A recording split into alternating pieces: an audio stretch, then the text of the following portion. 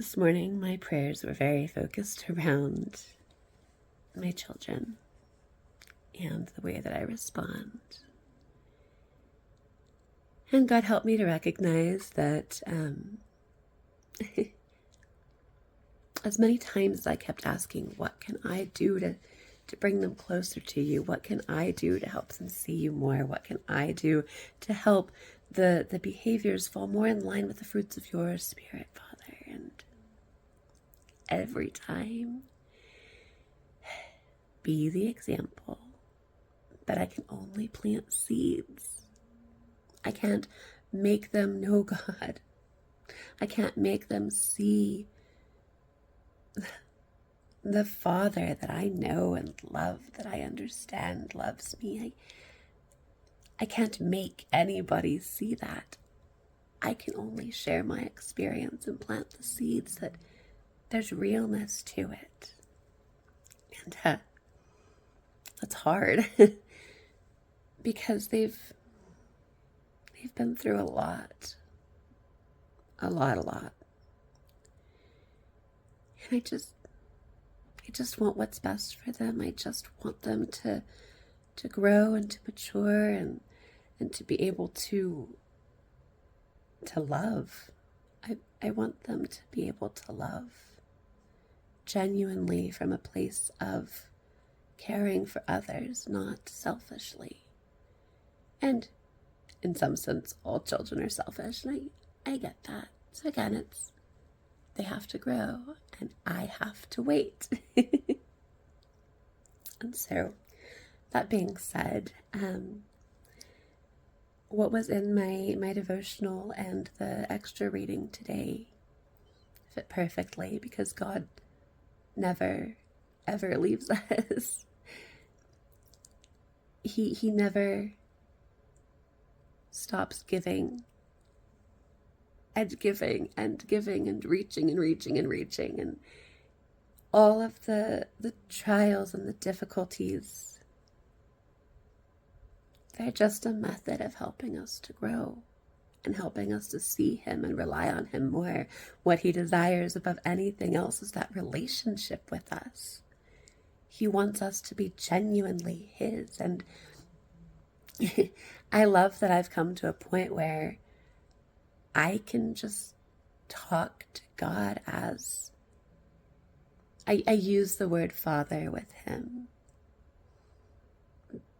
I don't know, it just feels more reverent, I guess, but He's my dad. And He knows me, and I don't have to explain myself to Him, although I still find that I do. There's no need for it. He knows what I mean. He knows what my struggle is. He knows exactly what I need and what I need to hear. And he doesn't give it all at once like I would like. I would love for there just to be instantaneous change, and he doesn't do that. Because that would be too easy for us. If it was all just instantly fixed, where's the growth? Where's the understanding, the appreciation? When you really work hard for something, you enjoy it more, you appreciate it more, you recognize its value in a different way. And that's how we should look at ourselves and our own growth, is that we have to put in this work, and it's going to be difficult, but it's going to be so, so worth it. So I'm going to go ahead and read this now. This one's from the New Morning Mercies again. I'm really, really enjoying this one. I've not had the chance to go through it very much, and so this is kind of a first. It's all new to me. So, March 8th. Yes, your life is messy and hard, but that's not a failure of the plan. It is the plan. It's God working to complete what He's begun in you. It is so very different from the way we normally think about grace. It's not the way we tend to think about God's love. It doesn't seem wise and good to us. It causes us to question God's faithfulness and love. It's not what we thought we signed on for when we placed our trust in Jesus Christ. It's not a typical definition of the good life, and it causes us to think at times that God isn't paying attention and that the bad guys are winning. You are tempted to think that because you are God's child, your life should be easier, more predictable, and definitely more comfortable. I wish. But that's not what the Bible teaches. Instead, it reveals that struggles are part of God's plan for you. This means that if you're God's child, you must never allow yourself to think that the hard things you are going through are failures of God's character, promises, power, or plan. You must not allow yourself to think that God has turned his back on you. You must not let yourself begin to buy into the possibility that God is not as trustworthy as you thought him to be. You must not let yourself do any of these things, because when you begin to doubt God's goodness, you quit going to him for help. You see, you don't run for help to those characters you have come to doubt. Trust. God has chosen to let you live in this fallen world because he plans to employ the difficulties of it to continue and complete his work in you. This means that those moments of difficulty are not an interruption of his plan or the failure of his plan, but rather an important part of his plan. I think there are times for many of us when I think there are times for many of us when we cry out for God's grace, and we get it, but not the grace that we're looking for. We want the grace of relief or release. We get those in little pieces, but largely they are yet to come. What we all really need right now is the grace of transformation. God's grace is not always pleasant. It often comes in the form of something we never would have chosen to go through if we were controlling the joystick. Isn't that right?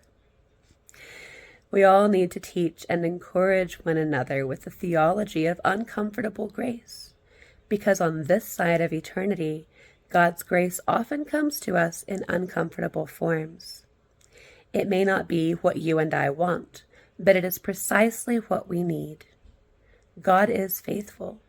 He will use the brokenness of this world that is your present address to complete the loving work of personal transformation that he has begun. Now that's grace. And then further study is Psalm 66, which just reinforces the message. Psalm 66.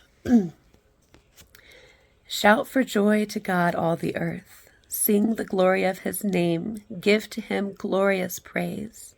Say to God, how awesome are your deeds. So great is your power that your enemies come cringing to you.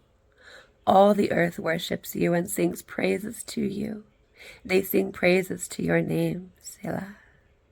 Come and see what God has done. He is awesome in his deeds toward the children of man.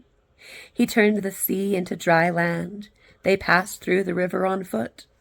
There did we rejoice in him who rules by his might forever, whose eyes keep watch on the nations. Let not the rebellious exalt themselves, Selah. Bless our God, O peoples. Let the sound of his praise be heard, who has kept our soul among the living and has not let our feet slip. For you, O God, have tested us. You have tried us as silver is tried. You brought us into the net. You laid a crushing burden on our backs. You let men ride over our heads. We went through fire and through water, yet you have brought us out to a place of abundance. I will come into your house with burnt offerings. I will perform my vows to you, that which my lips uttered and my mouth promised when I was in trouble. I will offer to you burnt offerings of fattened animals. With the smoke of the sacrifice of rams, I will make an offering of bulls and goats, Selah. Come and hear, all you who fear God, and I will tell you what he has done for my soul. I cried to him with my mouth, and high praise was on my tongue. If I had cherished iniquity in my heart, the Lord would not have listened. But truly God has listened. He has attended to the voice of my prayer. Blessed be God, because he has not rejected my prayer or removed his steadfast love from me.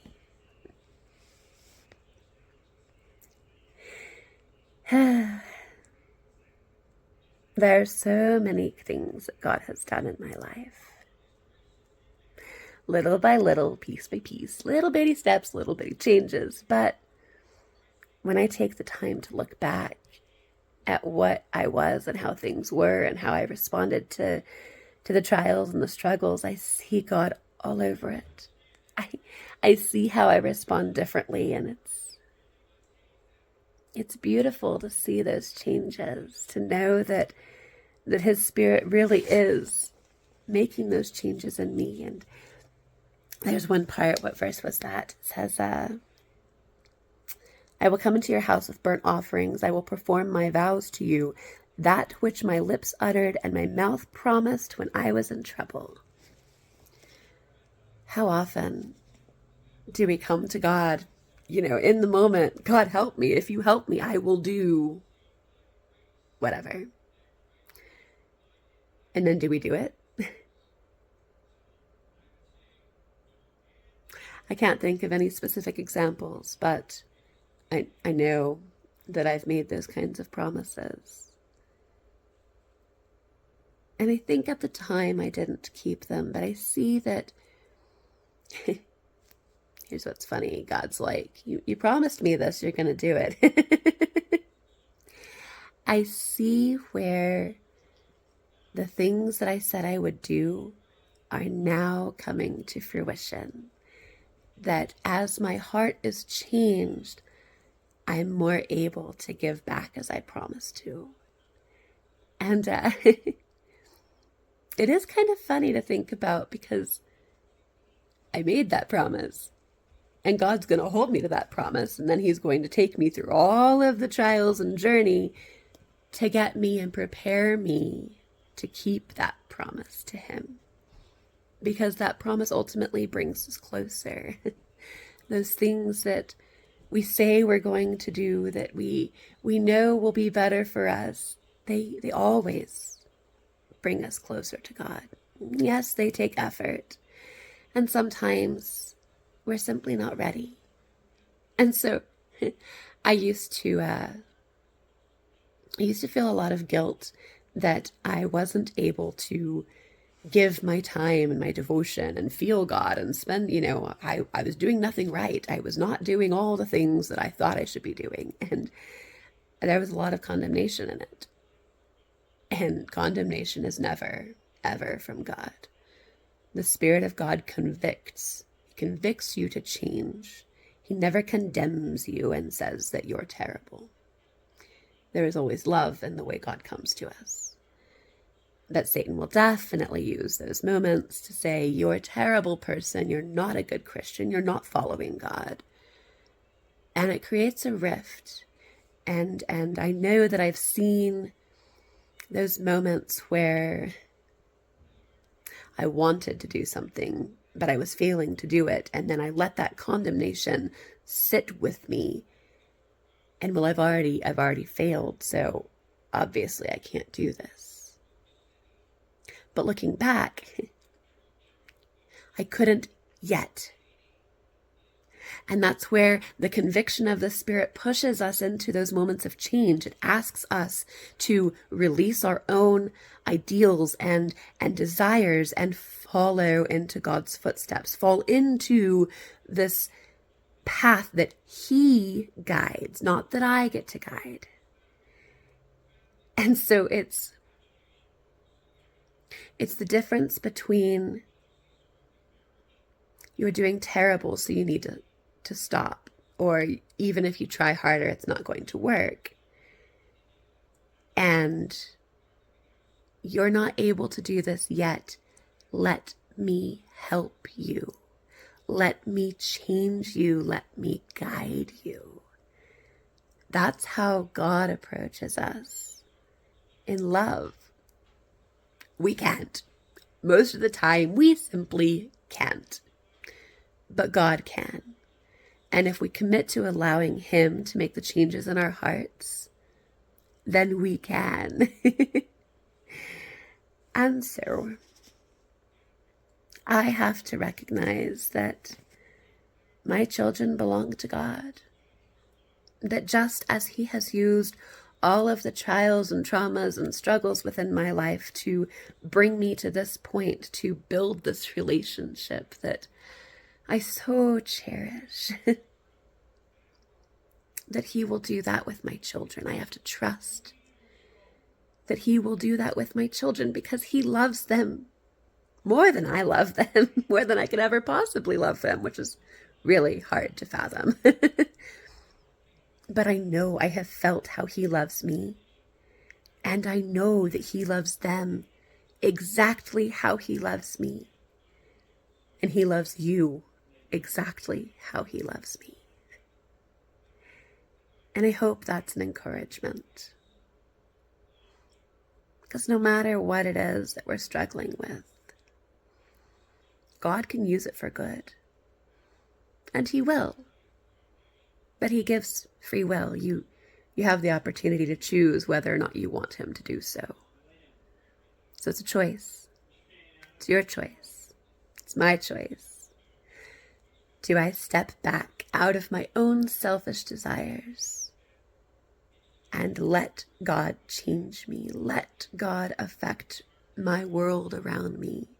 Let God work in my circumstances rather than me trying to work in them. So I guess that's the challenge to us both today.